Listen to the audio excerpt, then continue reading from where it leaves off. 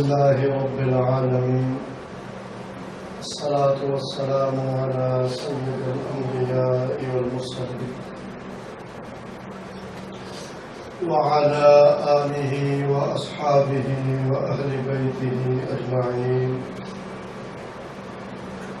أما بعد، فأعوذ بالله من الشيطان الرجيم. بسم الله الرحمن الرحيم. قل إن كنتم تحبون الله فاتبعوني يحببكم الله. صدق الله مولانا العظيم،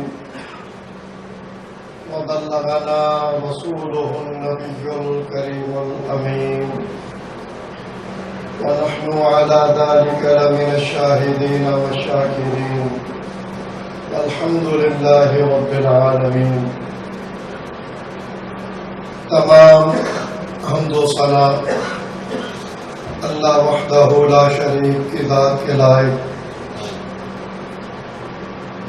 جو ساری کائنات کا خالق و مالک، تمام مخلوق کا رازق، وحدہ لا شریک رب ہے. کائنات کا ہر ذرہ اس کے حکم کا محتاج ہے. اس کی رضا، اس کی مرضی، اس کی اجازت کے بغیر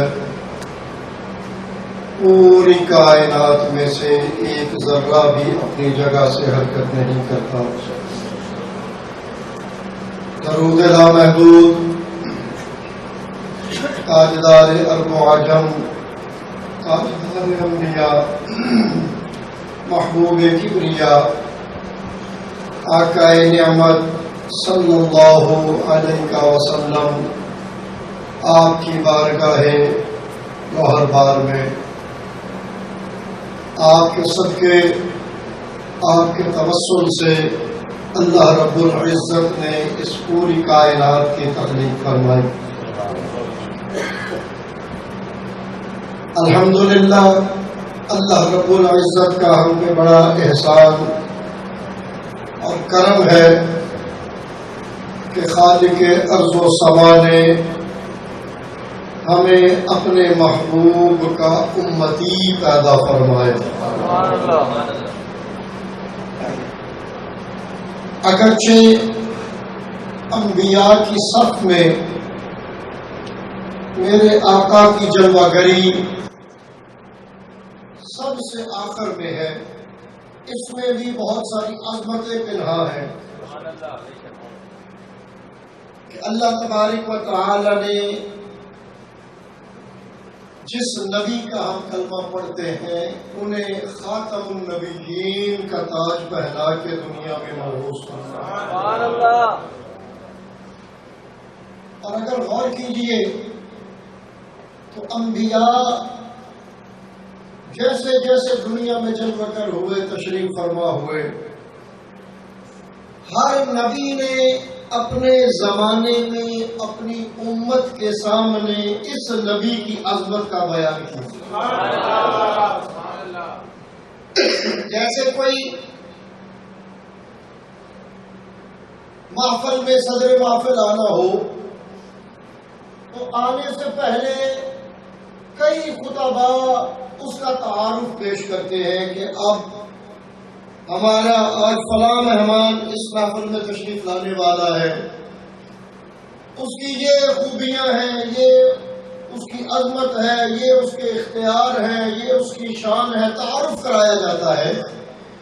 تو میرے آقا کو سب سے آخر میں دنیا میں جلوہ گر کرنے کا ایک آپ کی عظمت کا پہلو یہ بھی ہے کہ جتنے بھی انبیاء پہلے آئے، جتنے بھی رسول پہلے تشریف فرما ہوئے، سب کا زمانہ الگ الگ ہے، مگر ہر نبی نے اپنے زمانے میں، اپنے عہد نبوت میں، اپنے زمانہ رسالت میں اپنی امت کے سامنے احکام بھی بیان کیے جو اللہ رب العزت کے ارشاد فرمودات تھے وہ بھی بتائے، عبادات کا حکم بھی دیا، اس کا تعارف بھی کرایا، طریقہ بھی بتایا، اور ساتھ ساتھ نبی آخر الزمان جس نبی کا ہم کلمہ پڑھتے ہیں آپ کی عظمت کا بیان ہے.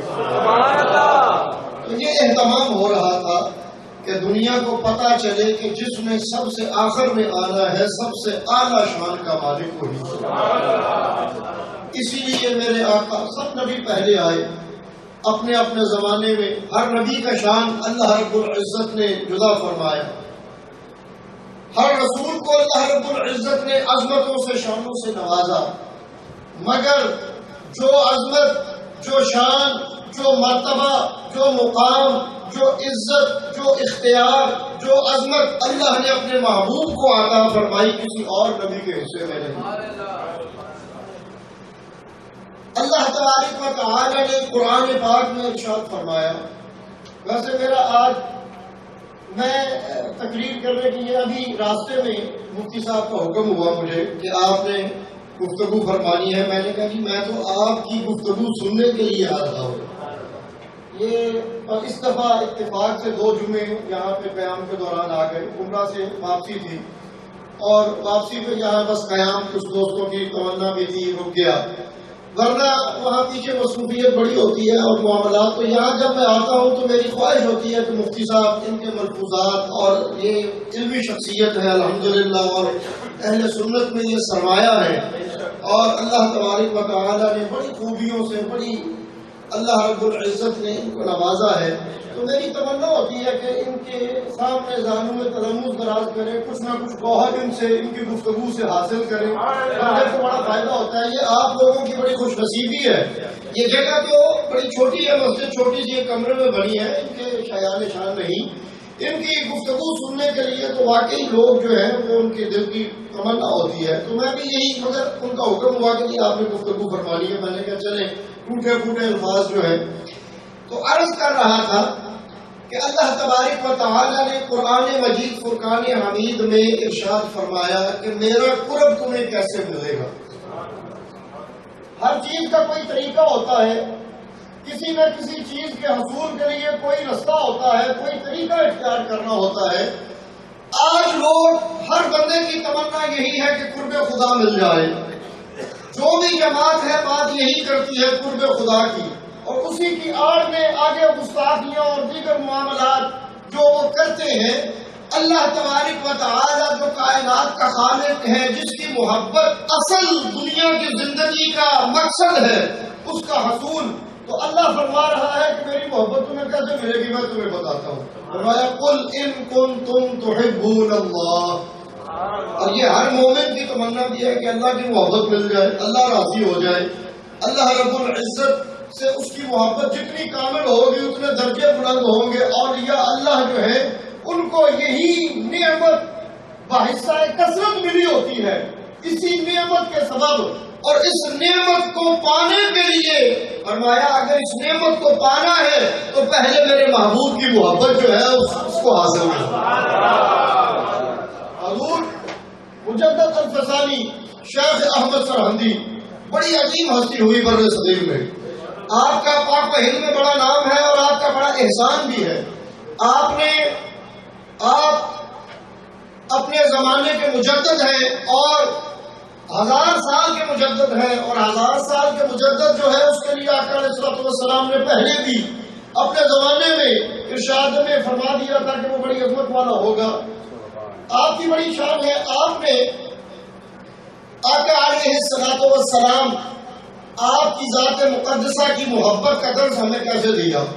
فرمایا کہ میں تو اللہ کو بھی اللہ اس وقت پہچاننے لگا جب رسول اللہ کی زبان سے مجھے پتا چلا کہ اللہ ہے، یعنی کہ مجھے اللہ کا پتہ بھی رسول اللہ کی زبان سے چلا ہے۔ یہی رستہ ہے جو اللہ کا پتہ دیتا ہے، اس رستے کو لوگوں کبھی چھوڑنا نہیں۔ آج تو لوگ بات کرتے ہیں کہ اس رستے کی ضرورت نہیں، جبکہ جتنے اولیاء اللہ گزرے، آئمہ گزرے، محدثین گزرے، مفسرین گزرے، جتنے بھی آئمہ گزرے، انہوں نے یہی درس دیا کہ اگر اس ذات تک پہنچنا ہے تو رسائی اس ذات کے ذریعے ہوگی۔ اسے چھوڑو گے تو اس تک پہنچنا تمہارے لیے ممکن نہیں ہے، پہلے اس تک پہنچو، اور یہی درس قرآن کا ہے۔ یہ اللہ بھی ارشاد فرما رہا ہے، فرمایا اگر میری محبت چاہتے ہو، قل ان کنتم، فرمایا محبوب نے بتا دیجئے، ان کنتم اگر یہ چاہتے ہیں تحبون اللہ، کہ اللہ سے یہ محبت کریں، فاتبعونی، محبوب یہ تیری اتباع کریں. اور اتباع جو ہے یہ اطاعت اور چیز ہوتی ہے، اتباع اور چیز ہوتی ہے. اطاعت سختی سے بھی ہوتی ہے، اطاعت بزور جبر بھی ہو جاتی ہے، حکم ہو جاتا ہے ایسے کرنا ہے. حاکم وقت حکم دے دیتا ہے کہ یہ معاملہ ایسے کرنا ہے، ہمارے مزاج کے مطابق ہو یا نہ ہو، حکم آ جاتا ہے، کرنا ویسے ہی پڑتا ہے. اطاعت جو ہے اس میں پیروی کی جاتی ہے محبت سے، اور اس میں محبت کیسے ہوتی ہے؟ محبت اتنی کامل ہو جاتی ہے کہ بندے کا دل چاہتا ہے کہ جو میرا محبوب ہے جیسے اس نے کیا ہے ویسے ہی میں کروں. حضور میاں صاحب رحمۃ اللہ تعالی علیہ، میرے جد امجد میاں شیر محمد شرف پوری رحمۃ اللہ تعالی علیہ، آپ کا اس سلسلے میں معمول یہ تھا کہ آپ کوئی بھی کام ایسا نہیں فرماتے تھے کہ جو سنت سے ثابت نہ ہو جائے کہ آقا علیہ الصلوۃ والسلام نے وہ کام کیسے کیا ہے. یہ آپ کا خاصہ تھا آپ کی ذات کا. تو آپ نے بھی ہمیں یہی درس دیا کہ اس ذات تک پہنچنے سے پہلے اس ذات تک پہلے پہنچو. ان کی پیروی کرو گے تو ان کی اطاعت کرو گے، ان سے محبت کرو گے، ان کی اتباع کرو گے تو اس ذات تک پہنچنا تمہارے لیے آسان ہو جائے گا. یہ شیخ کامل کا ایک طریقہ ہوتا ہے. تو عرض کر رہا ہوں کہ اللہ پاک نے فرمایا فاتبعونی، محبوب یہ پہلے تجھ سے محبت کریں، تیری اتباع کریں. اور یہاں پہ دیکھیے کہ یہ آج لوگ زبان دراز اتنے ہیں کہ زبان درازی کرتے ہیں انبیاء کی توہین میں، انہیں سمجھ ہی نہیں آتی کہ وہ کیا کیا زبان سے لفظ نکال رہے ہیں، جبکہ یہ نازک اتنا معاملہ ہے. اس کا تو قرآن پاک کے آغاز میں بتا دیا گیا کہ یہ وہ ہستیاں ہیں ان کے متعلق زبان سے الفاظ لفظ بھی نکلے تو سوچ کے ساتھ نکلے. دیکھیے پہلا پارہ چوتھا رکوع اگر پڑھے تو اس میں آداب انبیاء اس کا ذکر ہو رہا ہے. سب سے پہلے جسے تاج نبوت سے نوازا گیا، جسے اللہ رب العزت نے اپنے دست قدرت سے تخلیق فرمایا، جناب آدم علیہ السلام. آپ کی تخلیق کے مراحل جو ہے ان کا ذکر ہے اور کثرت سے بڑی تفصیل سے ذکر ہے.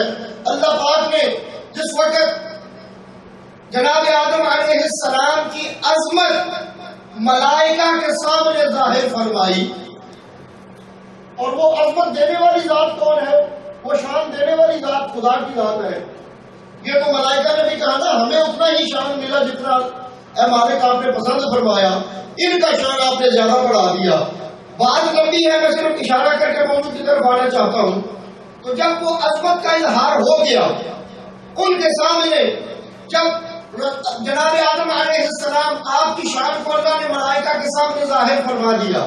اب یہاں پہ ایک بڑا نفیس نکتہ ہے جو دیکھنے والا ہے کہ جناب آدم علیہ السلام صفی اللہ ہے، بڑی شان کے مالک ہیں، مگر حبیب اللہ سے مقام میں کم ہے. حبیب اللہ کا شان سب سے زیادہ ہے، جناب آدم بڑی شان والے. اللہ رب العزت نے بتا دیا کہ جس کو میں تاج نبوت عطا فرماتا ہوں اس کو اپنے جیسا نہ جاننا. ملائکہ بھی اس کے سامنے سر جھکا دیتے ہیں کہ اے خالق، جس کو تو نے نبوت کی شان اور عظمت سے نوازا ہے اس کا شان ہم سے بھی بلند فرما دے. بات تو شان کی ہے، آج لوگ کہتے نہیں سب ایک جیسے ہے. ایک جیسا والا معاملہ قرآن و حدیث میں کہیں بھی نہیں ملتا. ایک بھی پیغام مجھے قرآن کے ایسا دکھا دیجیے جس میں یہ پیغام ثابت ہو رہا ہو کہ کوئی فرق نہیں ہے. اللہ رب العزت نے تو یہاں پہ بھی بتا دیا کہ وہ جماعت ملائکہ جس کو علم غیب کی عظمت سے بھی اللہ نے نوازا، وہ ملائکہ جو قرب خدا بندی کے ہر وقت قرب میں رہتے، قرب خدا بندی کی نعمت سے جو مالا مال تھے، جو اللہ رب العزت سے انتہائی قریب تھے، جو ہر وقت اس کی تسبیح اور حمد بیان کرتے تھے، جن کو اللہ رب العزت نے عظمتوں سے نوازا، انہوں نے بھی سر جھکا دیا کہ مولا یہ جو تاج نبوت پہن کے آیا ہے اس کا شان ہم سے زیادہ.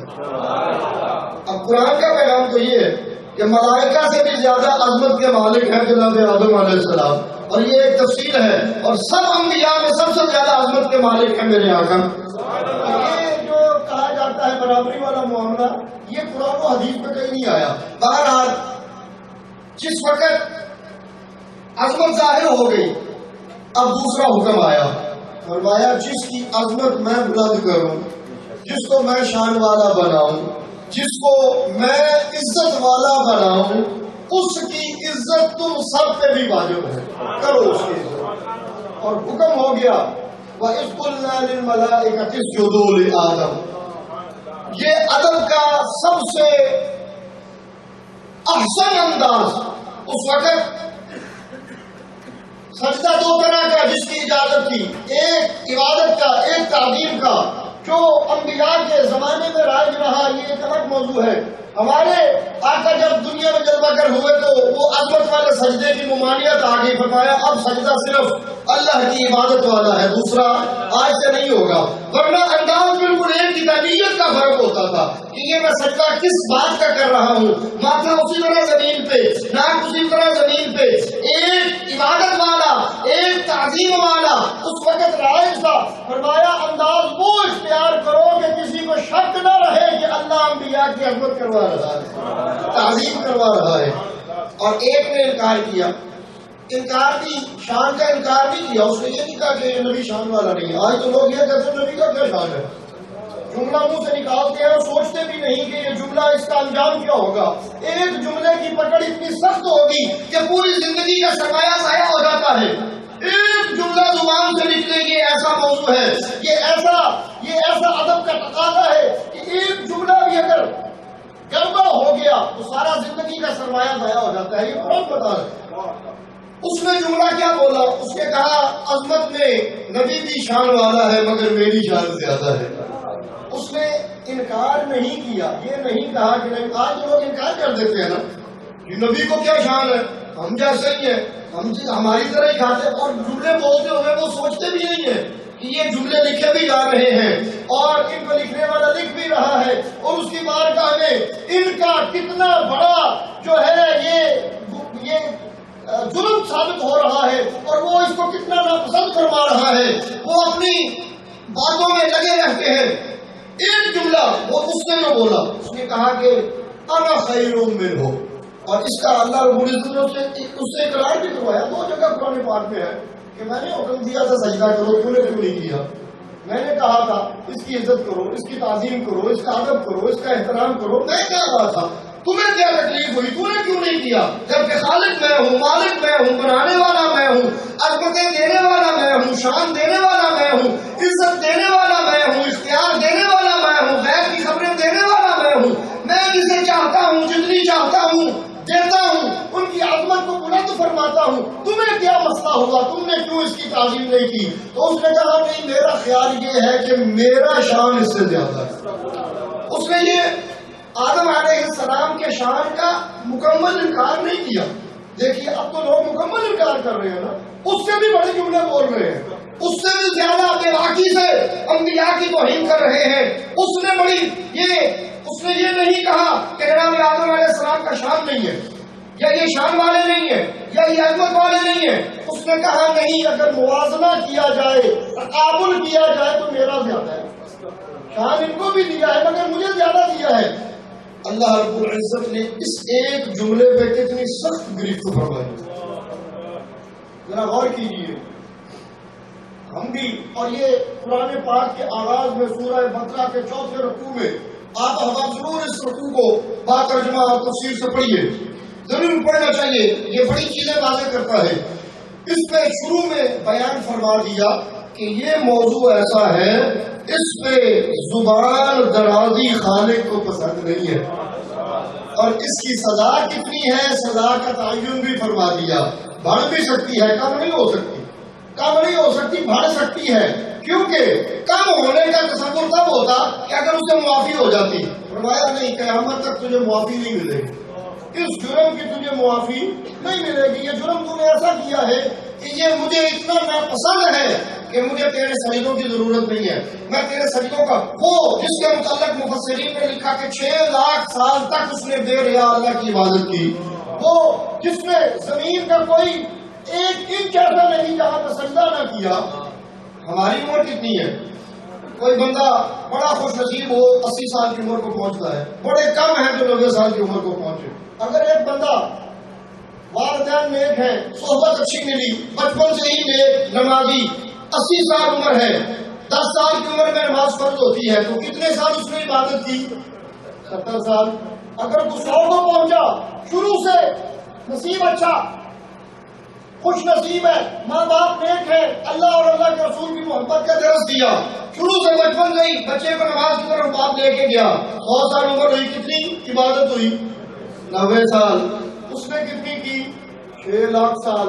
90 سال اور 6 لاکھ سال کا موازنہ ہے آپ 6 لاکھ سال بے ریا عبادت، اور اس عبادت میں خلوص بھی تھا، اللہ سے وہ مخلص تھا۔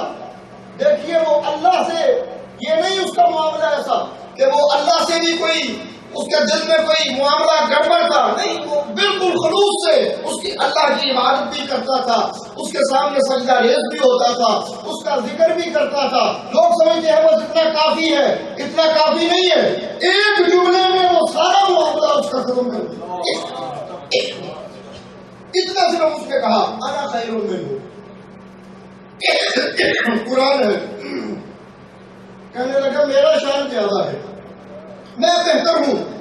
فرمایا بس ایک جملے کی اتنی سخت گرفت ہے کہ قیامت تک تجھے نشان عبرت بناؤں گا، تاکہ پتہ چل جائے کہ گستاخ کا اللہ رب العزت کی بارگاہ میں کیا انجام ہے اور اس کی سزا کیا ہے۔ فرمایا فخرج انک رجیم، نکل جا، تو جہنمی ہے، لعنتی ہے، تیرا اب میرے ساتھ کوئی تعلق نہیں۔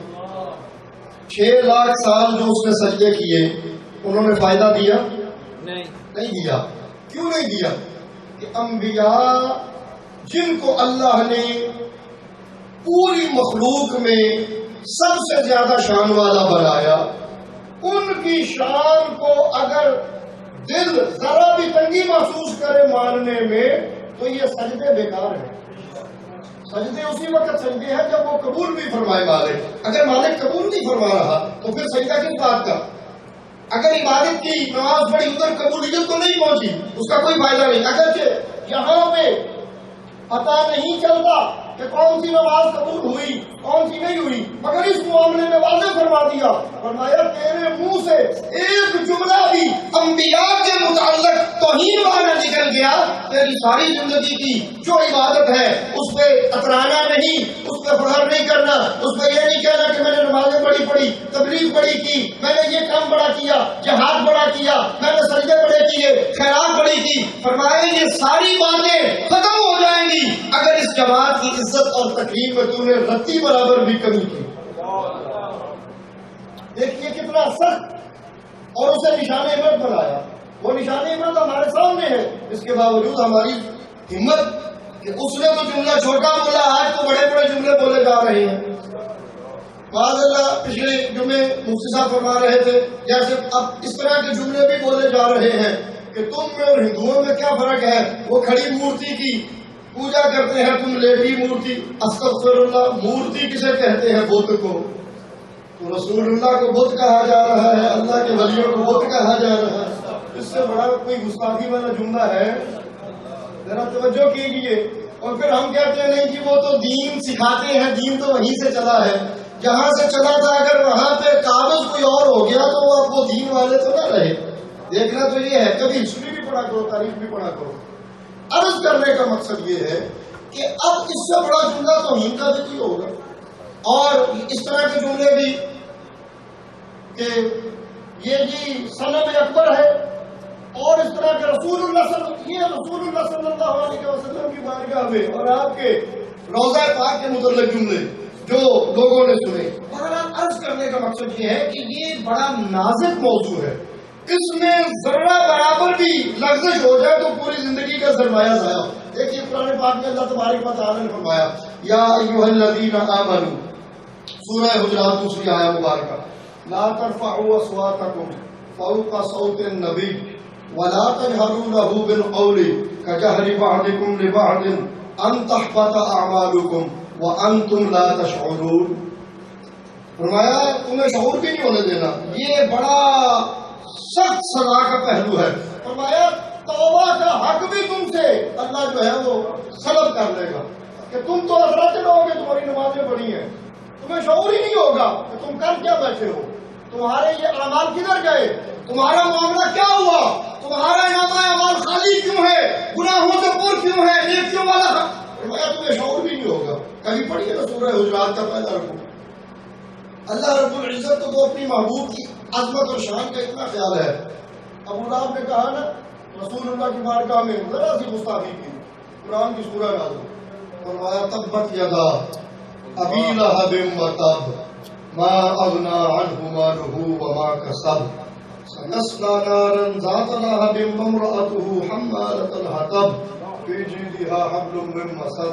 وہ ایک اور گستاخ تھا، اس نے رسول اللہ کی بارگاہ میں گستاخی کی، فرمایا ہماز مشاء بنمیم مناع للخیر معتد عصیم عتل بعد ذلک زنیم. کہ بڑا یہ کبھی اللہ کسی کا پردہ چاک نہیں فرماتا، اس کا فرماتی ہے. فرمایا تو نطفہ حرام کی پیداوار ہے. سورہ قلم 29واں پارہ پہلا رکوع پڑھ کے دیکھیے.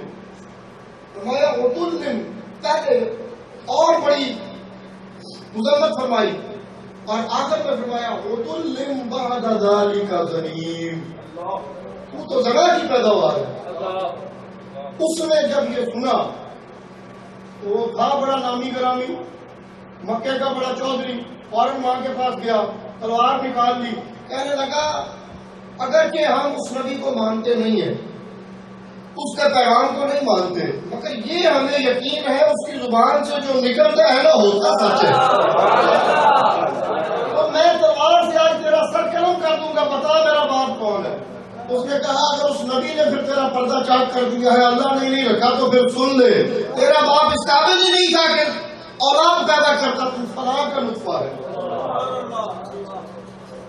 اس نے گستاخی کی. دیکھیے اللہ کو اپنے محبوب کی بارگاہ کے آداب کتنے ان کا خیال ہے. کہ ذرا یہ موضوع بڑا طویل ہے، وقت ہو گیا جمعے کا. تو دوستان عزیز، کامیابی اسی کو ملے گی جو رسول اللہ کی محبت کو زینہ بنائے گا. جو اس زینے کو چھوڑے گا ان سجدوں نے کچھ فائدہ نہیں دینا. یہ سجدے تب ہی سجدے بنیں گے جب قبول ہو جائے، اور اگر قبول ہی نہ ہوئے، آپ نے نماز پڑھی ادھر سے کاٹا، پھر نماز پڑھی ادھر سے کاٹا، ساتھ ساتھ ہی پھرتا گیا. اور ابھی تو جملے ہی بڑے سخت بولے جاتے ہیں، اتنے سخت جملے گستاخی کے بولے جاتے ہیں کہ ادھر تو وہ جملہ میں سمجھتا ہوں ان جملوں کے مقابلے میں بڑا نرم ہے. شیطان نے یہ نہیں کہا کہ آدم کا شان نہیں ہے، اس نے یہ نہیں کہا کہ میں اس کو شان، فرمایا نہیں شان والا یہ بھی ہے میرا زیادہ. یہ جملہ بڑا نرم ہے، شان نبی کی اس نے بھی مانی. آج تو مکمل انکار کیا جاتا ہے کہ شان ہے ہی کوئی. کیوں شان والا مانتے ہو؟ جیسے ڈاکیا تھا پیغام لے کے جملے بولے نہیں جا سکتے، وہ جو بولے گا. دوستان عزیز، یہ موضوع بڑا نازک ہے، منزل تک پہنچانے کے لیے اہم وسیلہ ہے. اس وسیلے کو چھوڑے بغیر اس منزل تک پہنچنا ممکن نہیں. اللہ رب العزت یہ ٹوٹے پھوٹے الفاظ جو آپ کے سامنے بیان کیے اللہ قبول فرمائے. اگر دوران گفتگو کوئی غلطی خدائی ہو گئی، اللہ اپنی رحمت کاملہ کا صدقہ معاف فرمائے، اور اللہ ہم سب کو اپنے محبوب کی محبت اور آپ کا ادب کرنے کی توفیق عطا فرمائے. اللہ رب العزت ہم سب کو پکا مسلمان اور مومن بنائے. آخر دعوانا الحمدللہ رب العالمین.